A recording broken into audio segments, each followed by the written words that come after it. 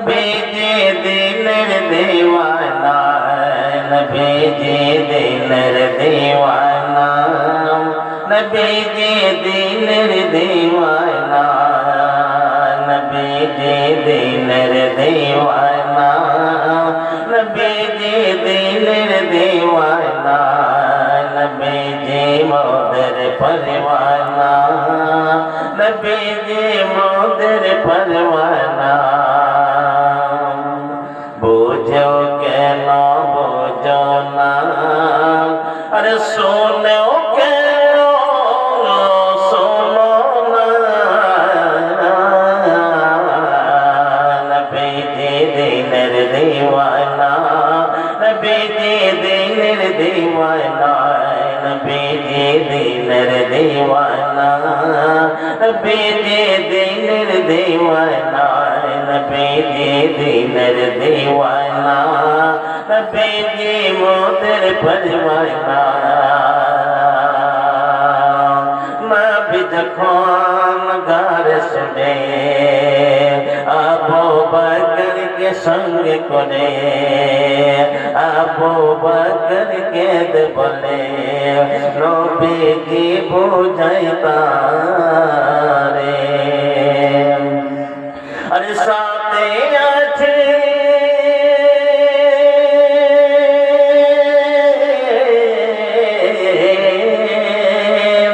আরে সাথে আছে দয়াল রব্বানা,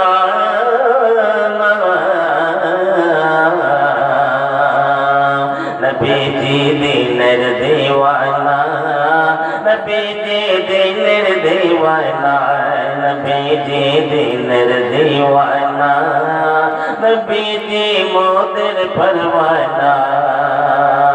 নবী যখন সজদা পানে দোয়া করেন আল্লাহর শানে, নবী যখন সজদা পানে দোয়া করেন আল্লাহর শানে,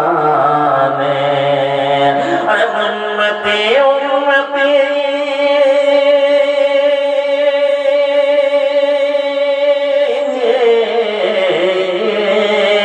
আরে উম্মতি উম্মতি করো গো করুণা, নবীজি দিলের দিওয়ানা, নবীজি দিলের দিওয়ানা, নবীজি দিলের দিওয়ানা, নবীজি মোদের পরওয়ানা। নবী যখন পথ চলে কাফেররা ঢেলা ফেলে, নবী যখন পথ চলে কাফেররা ঢেলা ফেলে, আর দয়ার নবী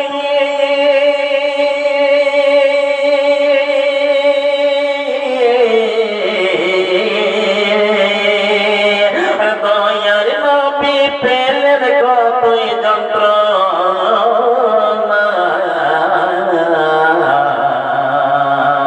নবীজি দিলের দিওয়ানা, নবীজি দিলের দিওয়ানা, নবীজি দিলের দিওয়ানা, নবীজি মোদের পরওয়ানা। নবী যখন শুয়েছিলেন জিবরিল এসে বলে গেলেন, নবী যখন শুয়েছিলেন জিবরিল এসে বলে গেলেন, আরে আলীকে শুইয়ে দিয়ে, আরে আলীকে শুইয়ে দিয়ে রওয়ানা মদিনা, নবীজি দিলের দিওয়ানা, নবীজি দিলের দিওয়ানা, নবীজি মোদের পরওয়ানা, নবীজি মোদের পরওয়ানা। সকলে জোরে সোরে বলেন সাল্লাল্লাহু সাল্লাল্লাহু তাআলা আলাইহি ওয়াসাল্লাম। এই এত ছাত্র বলবো না, বসো তাড়াতাড়ি করে বসে যাও। এই ছেলে পেলেগুলো বসো, এটা কোনো মেলা নয়, এটা ইসলামী মাহফিল। সমস্ত প্রশংসা ওই যাবতীয় গুণগান ও গুণকীর্তন আল্লাহ পাক রব্বুল আলামিনের জন্য, যে মহান আল্লাহ আমাদেরকে সর্বোত্তম করে দুনিয়ার বুকে প্রেরণ করেছেন, যিনি আমাদেরকে আজকে এই মহতী সভায় আসার সুযোগ দান করেছেন। সে মহান মনিবের আমরা সকলে প্রশংসা করি, কৃতজ্ঞতা জ্ঞাপন করি। সকলে বলেন আলহামদুলিল্লাহ। আরো জোরে বলে আলহামদুলিল্লাহ। জালসা শোনার রেওয়াজ বলে গেছে, সিস্টেম বলে গেছে, মুখে আলহামদুলিল্লাহ বলতে বলা হচ্ছে, তো মুখ দিয়ে আলহামদুলিল্লাহ বের হয় না। আলহামদুলিল্লাহ এমন একটা শব্দ যে শব্দটা মানুষের জীবনে বিপ্লব করে নিয়ে আসে। জোরে সোরে জিন্দা মানুষের মতো বলে, জিন্দা মুসলমান যদি হয়, জীবিত যদি আত্মা আপনার জীবিত থাকে, তাহলে জোরে সোরে বলেন আলহামদুলিল্লাহ। তারপরে আমাদের শ্রেষ্ঠ নবী মহাত্মা মহাপুরুষ ধর্মের গুরু জনাবে মুহাম্মদ রাসূলুল্লাহ সাল্লাল্লাহু তাআলা আলাইহি ওয়াসাল্লামের প্রতি শত শত লক্ষ কোটি শান্তির ধারা বর্ষিত হোক। আল্লাহুম্মা সাল্লি আলাইহি আল্লাহুম্মা বারিক আলাইহি। সম্মানিত সুধী মণ্ডলী, আমি আপনাদের সামনে যে বিষয়বস্তু নিয়ে আলোচনা করার ইচ্ছা প্রকাশ করেছি, সে বিষয়বস্তুটি হচ্ছে ঈমান অমূল্য সম্পদ। ভাই আমার, পৃথিবীর মাটিতে আল্লাহ পাক রব্বুল আলামিনের অগণন অসংখ্য নিয়ামত রয়েছে। এত নিয়ামত রয়েছে, এত নিয়ামত রয়েছে, সেই নিয়ামতগুলো বর্ণনা করা যাবে না। যাবে? আল্লাহ এত অগণন অসংখ্য নিয়ামত রয়েছে, সেই নিয়ামতগুলো বর্ণনা করতে পারবেন আপনারা? কেউ পারবে পৃথিবীর মাটিতে? কোন বৈজ্ঞানিক, কোন দার্শনিক, কোন মুহাদ্দিস, কোন মুফাসসির, কোন নবী, কোন রাসূল, কোন ওলি, কোন আউলিয়া পারবে না। মরা পর্যন্ত আল্লাহর নিয়ামতগুলি বর্ণনা করে শেষ করতে পারবে না। এটা আমার কথা নয়, আপনার কথা নয়, প্রকৃতির কথা নয়, আল্লাহ রাব্বুল আলামিন স্বয়ং কালাম পাকের মধ্যে বলছেন। কি বলছেন? ওয়া ইয়াতাউদ্দু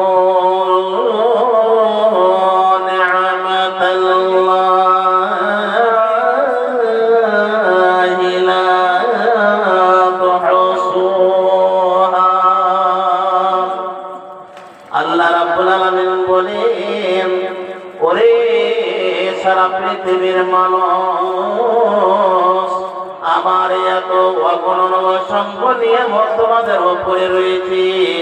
সারা পৃথিবীর মানব দানবের উপরে এত অসংখ্য অগণন নিয়ামত আমি দান করেছি, যে সমগ্র নিয়ামত গুলো যদি 10 বছরে যখন আপনার ছেলেকে হোশ হয়, ওই 10 বছর থেকে নিয়ে মরা পর্যন্ত যদি আল্লাহ রাব্বুল আলামিনের নিয়ামতগুলোকে গণনা করতে যায় আর গণনা করতে থাকি, তাহলে সেই জীবন থেকে চলে যাবে, মরে যাবে, কিন্তু আল্লাহর নিয়ামতগুলো গণনা করে শেষ করতে পারবে না।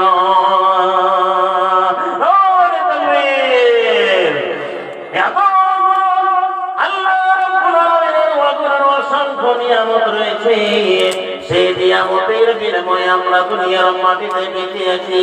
সেই আল্লাহ রাব্বুল আলামিনের নিয়ামতের বিনিময়ে আমরা পৃথিবীর মাটিতে চলাফেরা করছি।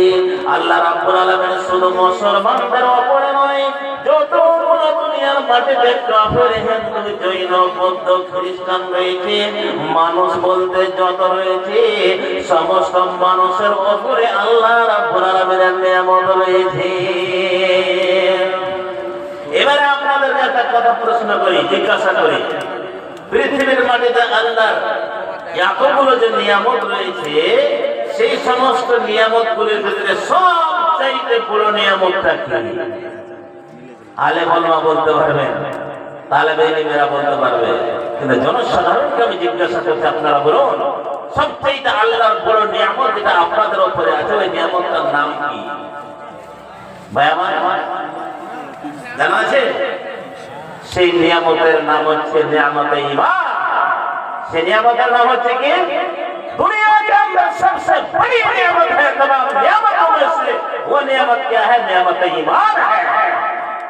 ये इतनी बड़ी दौलत है कि किसी दुकान में नहीं मिलती। इतनी बड़ी दौलत है, ईमान की दौलत किसी दुकान में बाजार में नहीं बनती, इसके लिए कहीं फैक्ट्री नहीं बनती है, एक ही फैक्ट्री है उसके लिए, একটাই দোকান আছে। ইমান কোন জায়গাতে কিনে পাওয়া যায়? বলুন, ইমান কোন জায়গাতে কিনে পাওয়া যায়? আপনি যাবেন কিষানগঞ্জে, মৌলানা সাহেব 50 বছর বয়স হয়ে গেল, সারা নয় রোজা করতে পারেনি, 50 কিলো ইমান পাওয়া যাবে? 1 লাখ টাকা দিলে পাবেন, 1 কোটি টাকা দিলে না। ইমানের কোনো ফ্যাক্টরি নাই, এক জায়গাতে শুধু ইমানের ফ্যাক্টরি রয়েছে, সেই ফ্যাক্টরিটা নাম হচ্ছে কি? আরশে মুআল্লা। যারা সরে বলেন সেই ইমানের ফ্যাক্টরির নামটা কি বলে? আর মুখটা খোলেন না, বলেন আরশে মুআল্লা। আরশ থেকে ইমান পাওয়া যায়। আরশে কে থাকে? আরশে স্বয়ং মহান আল্লাহ পাক রব্বুল আলামিনের সমাসীন হয়ে আছেন। সেই আল্লাহ যাকে ঈমান দিবেন সেই ঈমান পাবে, এবং আল্লাহ যাকে ঈমান দেবে না, হেদায়েত দেবে না, সে হেদায়েত পাবে না। কত সহজ কথা নয়। বাপের বাপত্তি পড়ে নাই, বাপের সম্পত্তি নাই যে বাপ মরতে গেলে তারপরে ভাগ বন্টন করে নেব। ঈমান আল্লাহর হাতে রয়েছে। আল্লাহ যার ভাগ্যে ঈমান রেখেছে সেই ঈমান পাবে, যার ভাগ্যে ঈমান নাই লাখ জুতা খেয়ে দুনিয়ার মাটিতে কুকুর সিরিগার হয়ে দুনিয়া বানাবে। আল্লাহ আকবার জোরে বলতে হবে।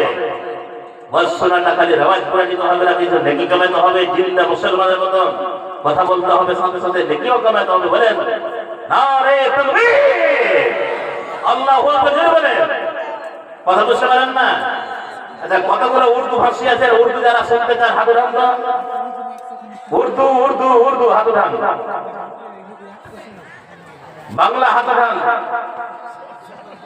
ওইটা বাংলা হ্যাঁ, সুরজাপুরিতে সব সুরজাপুরি। সুবহানাল্লাহ। বাংলা বলে তো ভাই আমার, আপনাকে এই জন্য বলছি যে ঈমান আল্লাহর বিরাট বড় নিয়ামত। সবচেয়ে বড় নিয়ামত আল্লাহর কি? ঈমান। যদি আজকে আপনি ঈমানদার না হতেন তাহলে আপনার অবস্থা কি হতো? সবচেয়ে বড় নিয়ামত, আর সেই ঈমানটাকে এত সহজে পেয়েছেন ভাই আমার, বন্ধুরে আমার। যে ঈমানটা আপনি পেয়েছেন, এই ঈমানের জন্য আপনাকে কষ্ট করতে হয়নি, এই ঈমানের জন্য আপনাকে বলিদান দিতে হয়নি, এই ঈমানের জন্য কুরবানি দিতে হয়নি, এই ঈমানের জন্য আপনাকে বেদনা যন্ত্রণা যেন উঠাতে হয়নি, এই ঈমানের জন্য আপনাকে আপনার পরিবার ছাড়তে হয়নি, আপনার সম্পর্কে ছাড়তে হয়নি, আপনার সমাজকে যেন ছাড়তে হয়নি, আপনার দেশবাসীকে যেন ছাড়তে হয়নি।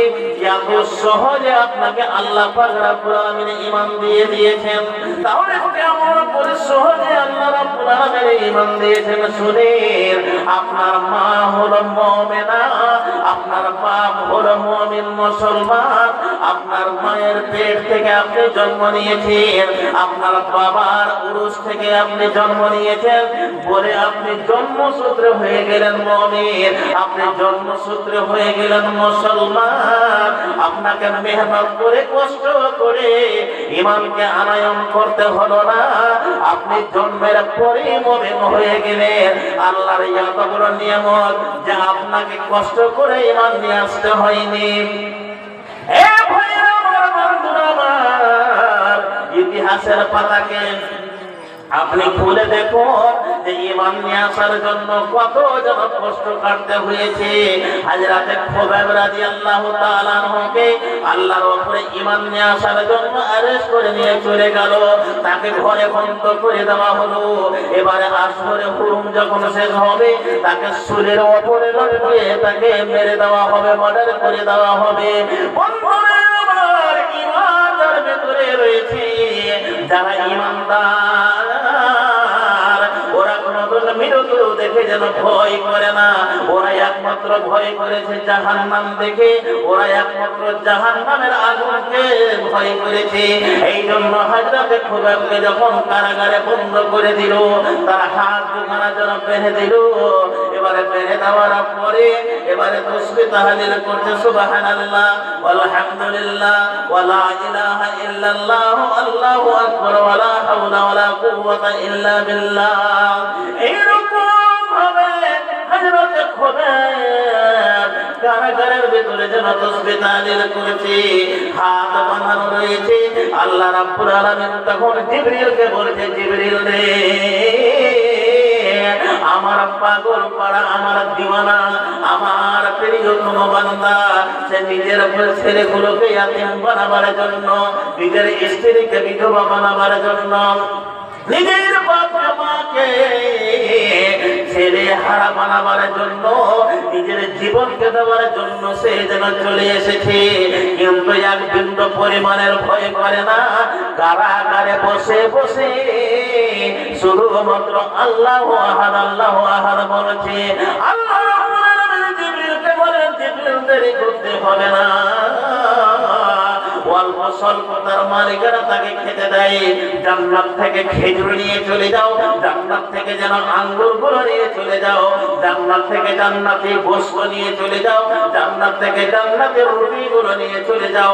আর সুন্দর করে যখন তুমি খানাগুলো নিয়ে যাবে, ও জিবরিল তার হাতখানা খুলে দিবে, সে যখন খেয়ে নিবে তখন আবার হাতখানা বেঁধে দিবে।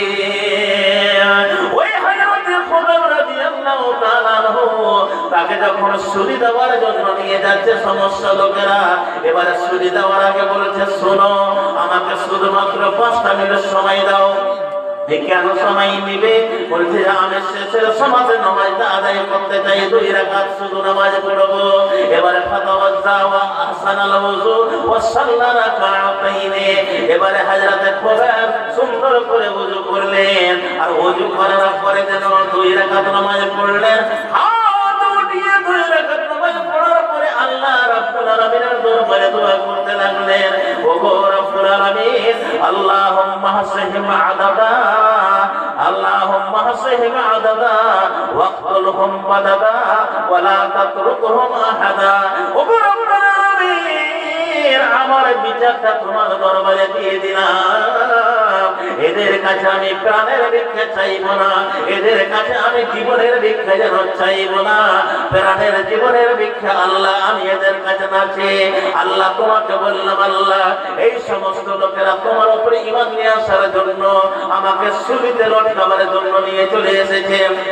কিছুক্ষণের মধ্যেই আমাকে সুলিতে লটকিয়ে তারা আমাকে মার্ডার করে দেবে, শেষ করে দিবে, আমার মৃত্যু দেহ যেন লটকে থাকবে।